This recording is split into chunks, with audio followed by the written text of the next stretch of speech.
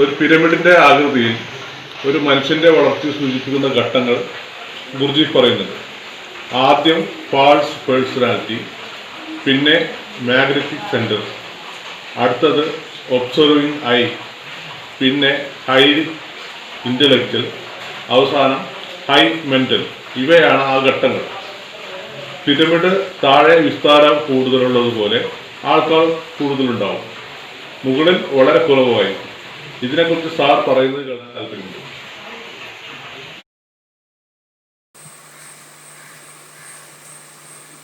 ഗുർജീഫ് 3 തരത്തിലുള്ള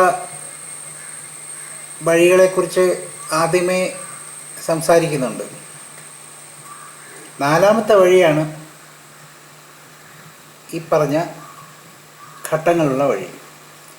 മറ്റ് 3 വഴികൾ എന്ന് പറയുന്നത് ഫക്കീറിൻ്റേതായ വഴി, മങ്കിൻ്റേതായ വഴി, യോഗിയുടേതായ വഴി.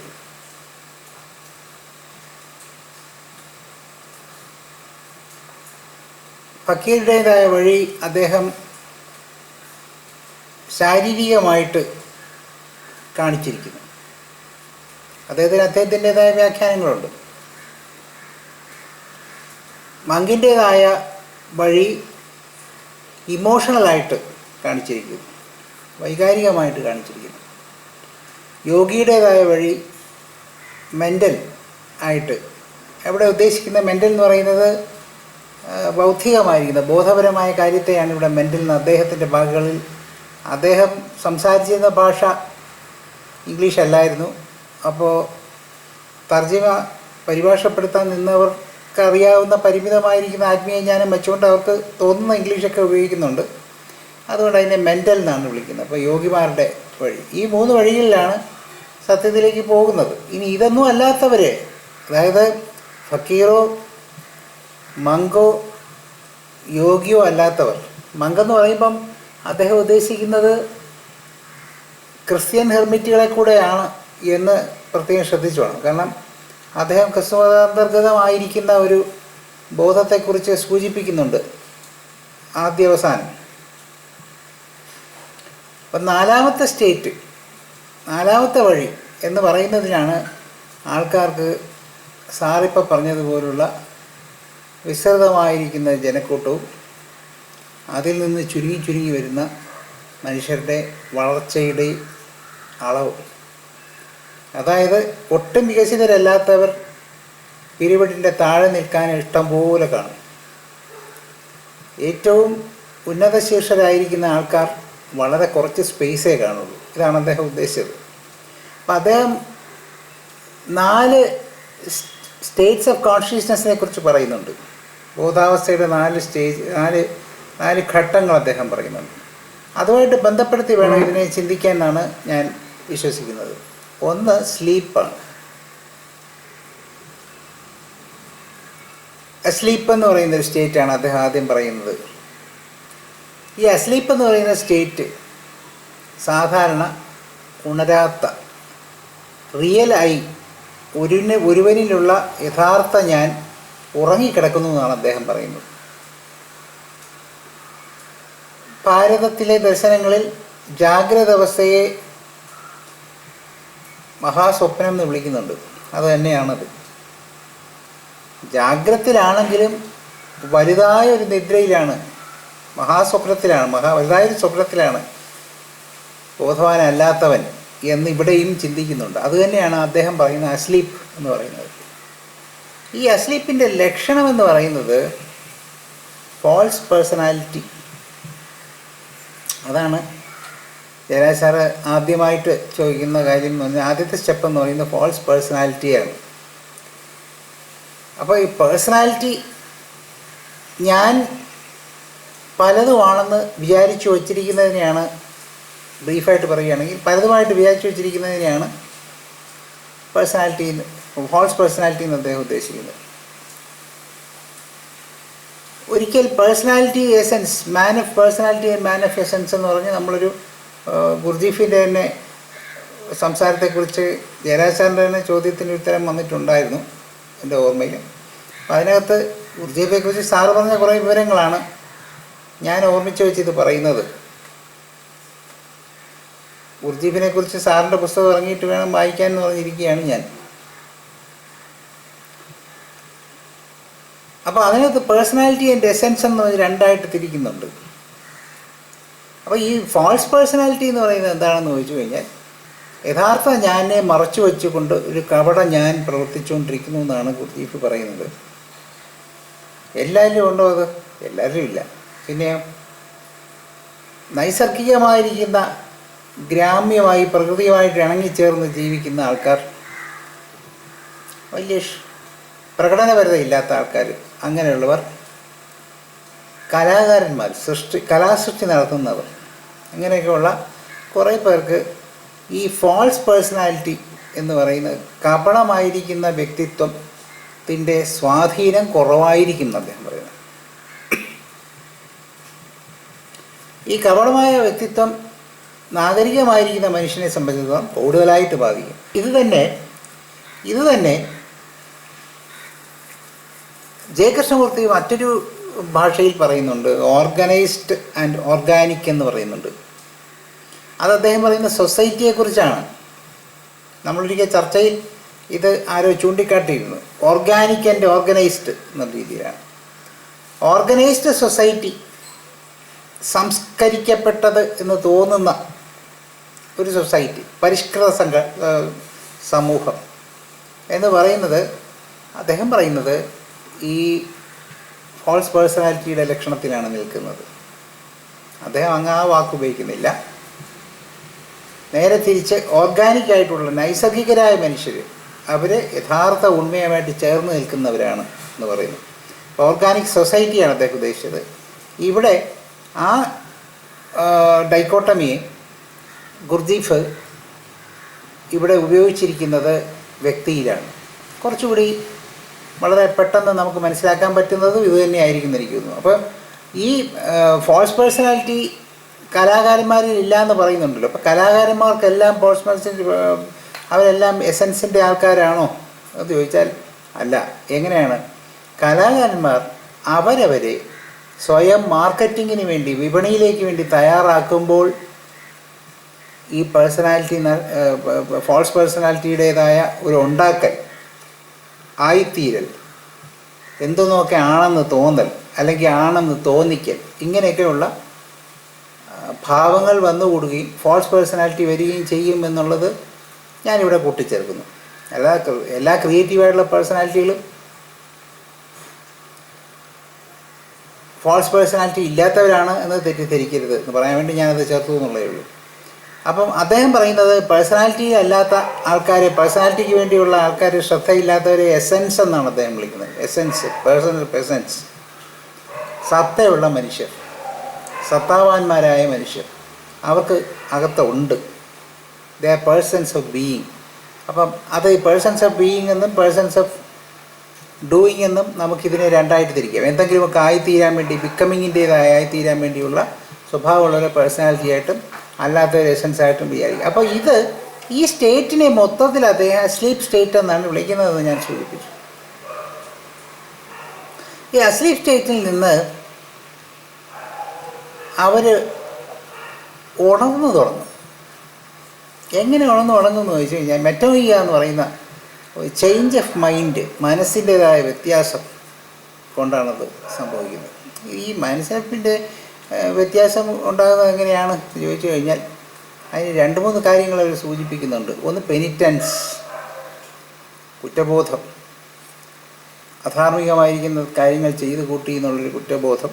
പിന്നെ ഒന്ന് സ്പിരിച്വൽ കൺവേർഷൻ, ആധ്യാത്മികമായിരിക്കുന്ന ഒരു നവീകരണത്തിന് അല്ലെങ്കിൽ അഭിപ്രായ മാറ്റത്തിന് വിധേയമാക്കപ്പെടുന്നത് കൊണ്ട്. ഇത് രണ്ടും വ്യക്തിപരമായിട്ട് ഞാൻ ശരിയാണെന്ന് വിശ്വസിക്കുന്നില്ല.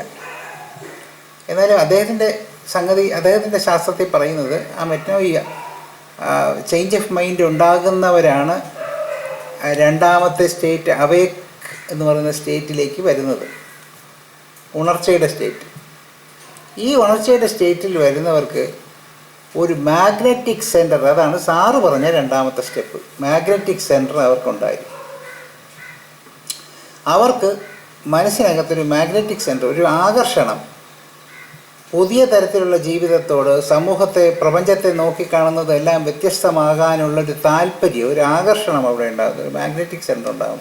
ഇത് പരസ്പരവും ഉണ്ടാകുന്നുണ്ടാവും. ചില മനഃശാസ്ത്രജ്ഞന്മാർ പറയാറുണ്ട്, ചിലർ ഒത്തുകൂടി കഴിഞ്ഞാൽ അങ്ങനെയുള്ളവർ തമ്മിലൊരു യോജിപ്പുണ്ടാവുക, അവരവരുടേതായ ഒരു പുതിയ ലോകം ഉണ്ടാകുക, അവരിൽ നിന്ന് മാത്രം വിവാഹം കഴിക്കുക, മറ്റുള്ളവരെല്ലാം മോശക്കാരാണെന്ന് വിചാരിക്കും, ഇങ്ങനെയൊക്കെ ഉണ്ടാകും. ഇതിനെയൊക്കെ മാഗ്നറ്റിക് സെൻറ്ററെ നന്മയും തിന്മയുമായിട്ട് പറയാവുന്നതാണ്. അതിലേക്കൊന്നും നമ്മൾ കടന്നു പോകുന്നില്ല. ജനറലായിട്ട് നമുക്ക് പറഞ്ഞു പോകാനേ നമുക്കിതിന് സമയമുള്ളൂ. അപ്പോൾ ആ മാഗ്നറ്റിക് സെൻറ്ററിൻ്റെ സ്റ്റേറ്റിൽ എത്തിക്കഴിഞ്ഞാൽ പിന്നെ വർക്കെന്ന് പറയുന്ന കാര്യം സ്റ്റാർട്ട് ചെയ്യുന്നു. അപ്പോൾ ഈ വർക്ക് എന്നവരൊക്കെ പറയുന്നത് എന്താണെന്ന് വെച്ച് കഴിഞ്ഞാൽ, ഭാരതത്തിൽ സാധന എന്ന് പറയുന്നതിനെയാണ് ഈ വർക്ക് എന്ന് പറഞ്ഞുകൊണ്ടിരിക്കുന്നത്. വേറൊന്നുമല്ല. To change, to grow into consciousness എന്നൊക്കെയാണ് അവരുടെ ഉദ്ദേശം. അത് തന്നെയാണ് സാധന ഇവിടുത്തെ. അപ്പോൾ ഈ വർക്കെന്നൊരു വാക്ക് പോലും എനിക്ക് തോന്നുന്നില്ല ജിത്തു കൃഷ്ണമൂർത്തി ഉപയോഗിക്കുന്നതെന്ന് എനിക്ക് തോന്നുന്നില്ല. അദ്ദേഹം അതുപോലും പറയില്ല. പക്ഷേ വെസ്റ്റേൺ ഫിലോസഫിയിൽ ഈ വർക്ക് കടന്നുകൂടിയിട്ടുണ്ട്, ഒരുപാട് വർക്ക് കടന്നുകൂടിയിട്ടുണ്ട്. പല തിയോളജിക്കൽ കൺസെപ്റ്റുകളും വർക്കുമായി ബന്ധപ്പെടുത്തി ഉണ്ടെന്ന് കഴിഞ്ഞ ചർച്ചകളിൽ നമുക്കിങ്ങനെ സംസാരിച്ചപ്പോൾ മനസ്സിലായി. അപ്പോൾ ഈ വർക്കെന്ന് പറയുന്നതിനോട് താല്പര്യം വരുന്നതിനെയാണ് ആ അവേക്കൻ സ്റ്റേറ്റ് എന്ന് ആദ്യം വിളിക്കുന്നത്. രണ്ടാമത് ഉണരുന്ന സ്റ്റേറ്റ്, അവിടെയാണ് വർക്കിൽ താല്പര്യം വരുന്നത്. പക്ഷേ വർക്ക് സ്റ്റാർട്ട് ചെയ്യുന്നത് മൂന്നാമത്തെ ഒബ്സർവിങ് ദ ഐ എന്ന് പറയുന്നത്, എന്നെ ഒബ്സർവ് ചെയ്യുന്ന, എൻ്റെ യഥാർത്ഥ ഞാൻ, അത് റിയൽ ഐ എന്ന് വിളിക്കും. ആ റിയൽ ഐ ഉണ്ടോ അതോ ഫോൾസ് പേഴ്സണാലിറ്റി ആണോ എന്ന് തിരിച്ചറിയാൻ വേണ്ടിയുള്ള ശ്രമങ്ങൾ ആരംഭിക്കുന്നത് ഈ മൂന്നാമത്തെ സ്റ്റേറ്റിലാണ്. ജെ കൃഷ്ണമൂർത്തി വാച്ചിങ് എന്നൊക്കെ പറയുന്നുണ്ടെന്നാണ് എനിക്ക് എൻ്റെ ഓർമ്മ. എന്തായാലും അത് മൂന്ന് കാര്യങ്ങളായിട്ട് തിരിക്കുന്നുണ്ട്. ഒന്ന് ഒബ്സർവേഷൻ, സെൽഫ് ഒബ്സർവിങ്, പിന്നൊന്ന് സെൽഫ് റിമെമ്പറിങ്, പിന്നൊന്ന് സെൽഫ് ജസ്റ്റിഫിക്കേഷൻ.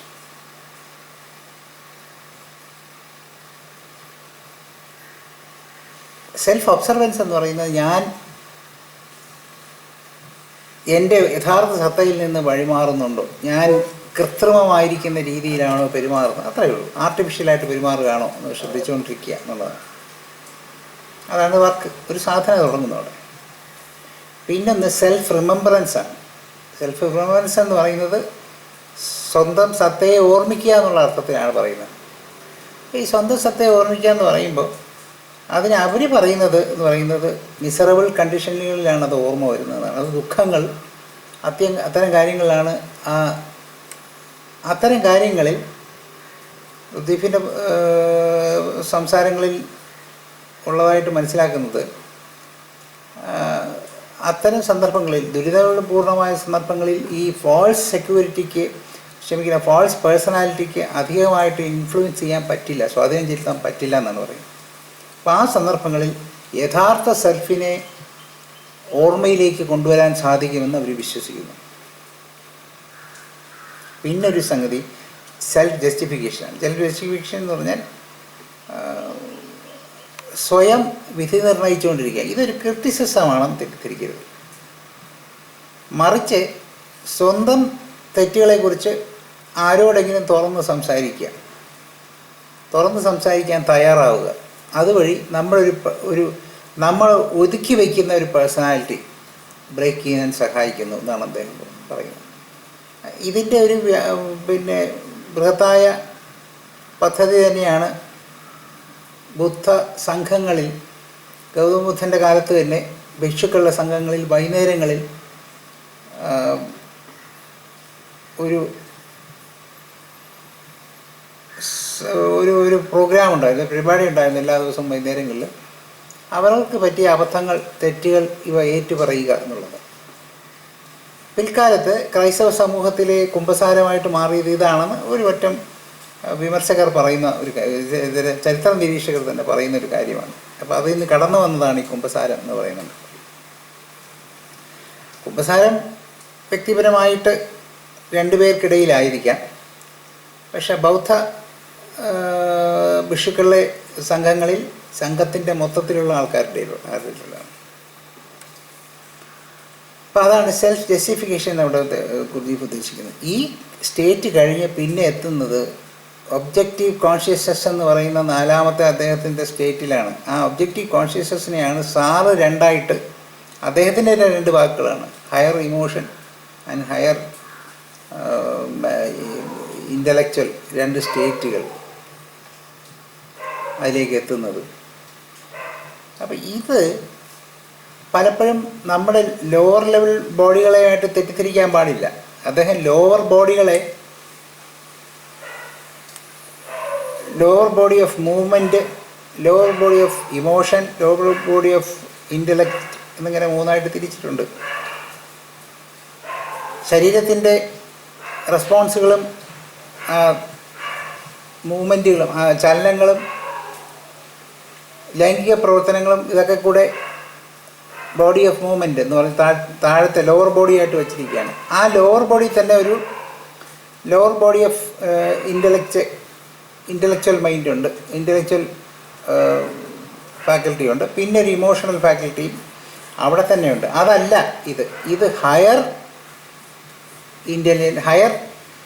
ഇമോഷനും ഹയർ ഇൻ്റലിജൻസുമാണ്.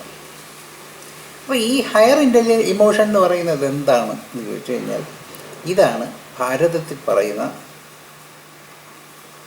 ആനന്ദ അനുഭവം എന്ന് വിളിക്കുന്നത്. ആനന്ദാനുഭവം എന്ന് പറയുന്ന സുഖദുഃഖങ്ങൾ ചേർന്നിരിക്കുന്ന അനുഭവം എന്ന് നമ്മളിവിടെ വ്യാഖ്യാനിച്ചുകൊണ്ടിരിക്കുന്ന സംഗതിയാണത്. അതാണ് ഹയർ ഇമോഷണൽ സ്റ്റേറ്റ് എന്ന് അദ്ദേഹം, ഇമോഷണൽ സെൻറ്റർ എന്ന് അദ്ദേഹം വിളിക്കുന്നത്. ഈ ലോവർ ലെവലിൽ ഇതിനകത്ത് കാണുന്നത് വ്യക്തിയധിഷ്ഠിതമായിരിക്കുന്ന ഭാരതത്തിലെ കൗണ്ടർ പാർട്ടെടുത്ത് നോക്കുകയാണെങ്കിൽ ആനന്ദമയ കോശവും വിജ്ഞാനമയ കോശവുമായിട്ടാണ് അവിടെ കാണുന്നത്. അവിടെ ബോധത്തിനെ മുകളിൽ വച്ചിട്ടുണ്ട്. അതുകൊണ്ട് ആദ്യം ആനന്ദവും പിന്നെ ബോധവുമാണ് അവിടെ ആദ്യത്തെ ലെവലിലും പറയുന്നത്. രണ്ടാമത് ഈ പറഞ്ഞ ഹയർ ലെവലിലും പറയുന്നത് എന്തെന്ന് വെച്ചാൽ, ഹയർ ലെവൽ ഓഫ് ഇമോഷൻ എന്ന് പറയുന്നതിനെ അദ്ദേഹം ആനന്ദാനുഭവത്തിൻ്റെതായ ഘട്ടം എന്ന് വിളിക്കുന്നു.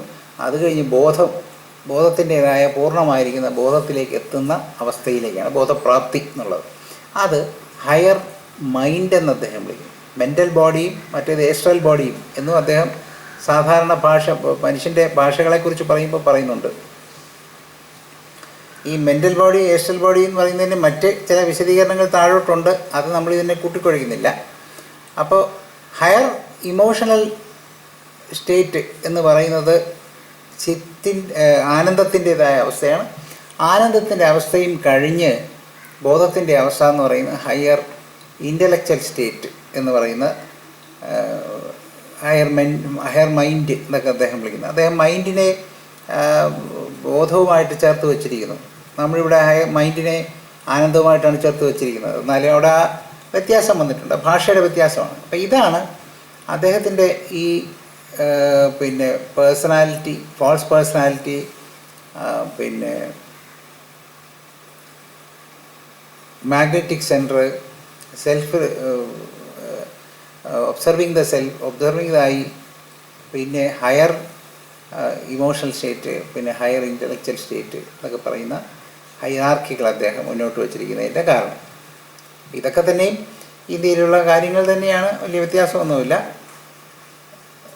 നമ്മൾ കഴിഞ്ഞ ദിവസം ഹെർമറ്റിസത്തിനെ കുറിച്ച് സാറ് ചോദിച്ച ദിവസം പറഞ്ഞപ്പോൾ വളരെ വ്യക്തമായി നമുക്ക് മനസ്സിലായ ഒരു കാര്യം എന്ന് പറഞ്ഞാൽ, ഈ ബോധം വളരെ എത്രയോ കാലം മുമ്പ് തന്നെ ലോകത്തിൻ്റെ പല ഭാഗത്തും ആ ബോധം ഒരേപോലെ തന്നെ ഉണ്ട് എന്നുള്ളതാണ്. ഇന്ത്യയിൽ നിന്ന് പോയതാണ് എന്നൊന്നും എനിക്ക് തോന്നുന്നില്ല. ഇതൊക്കെ എല്ലായിടത്തും ബോധവാന്മാരായിരിക്കുന്നവരൊക്കെ മനസ്സിലാക്കിയിരിക്കുന്ന ഒരേ കാര്യം തന്നെയാണ്. ഭാഷയുടെ വ്യത്യാസമുണ്ട്. ഇപ്പോൾ നമ്മളിപ്പോൾ പുതിയ നെറ്റ്വർക്കും ഒക്കെ വന്നു കഴിഞ്ഞപ്പോൾ ഇത് കുറഞ്ഞു വരികയാണ്. പക്ഷെ അതേപോലെ തന്നെ പണ്ഡിതന്മാരുടേതായിരിക്കുന്ന ജാർഗൺസ്, അവരുടേതായ ടെർമിനോളജിയൊക്കെ വ്യാപിച്ചുകൊണ്ടിരിക്കുന്നുണ്ട് ഒരു വശത്തൂടെ. അങ്ങനെ വരുമ്പോൾ തെറ്റിദ്ധാരണകൾ കൂടാൻ സാധ്യതയുണ്ട്. എന്നാലും ഈ തെറ്റിദ്ധാരണകളെല്ലാം മാറി ഏതാനും ദശകങ്ങൾക്കകം ഒരു ഏകദേശ ധാരണ മൊത്തത്തിലുള്ള പദാവലികളിൽ ഉണ്ടാകും. കോൺഷ്യസ്നസ്, വിസ്ഡം, നോളജ്, ഇങ്ങനെയുള്ള പല പല കാര്യങ്ങളിലും ഏകദേശ ധാരണ മൊത്തത്തിൽ ഉണ്ടാകുമെന്നാണ് എനിക്ക് തോന്നുന്നത്. പക്ഷേ ഒരു നൂറ്റാണ്ടും കൂടെ എടുത്തേക്കുമായിരിക്കും. അത് കൂടുതൽ ഒരിക്കലും എടുക്കാൻ സാധ്യതയില്ല. കാരണം സമൂഹം വളരെ ക്ലോസ്ലി വളരെയധികം വളരെ അടുത്ത് പെരുമാറി തുടങ്ങിക്കഴിഞ്ഞല്ലോ. അതുകൊണ്ട് അങ്ങനെ വരും എന്ന് എനിക്ക് പ്രത്യാശയുണ്ട്. അതുകൊണ്ട് ഇതൊക്കെയാണ് ഈ ഭാഷയുടെ വ്യത്യാസം മാത്രമേ ഉള്ളൂ. അല്ലാതെ വേറെ ഒന്നും തന്നെ അതിനകത്ത് പ്രത്യേകിച്ച് കാണാനായിട്ടൊന്നുമില്ല. ശരി.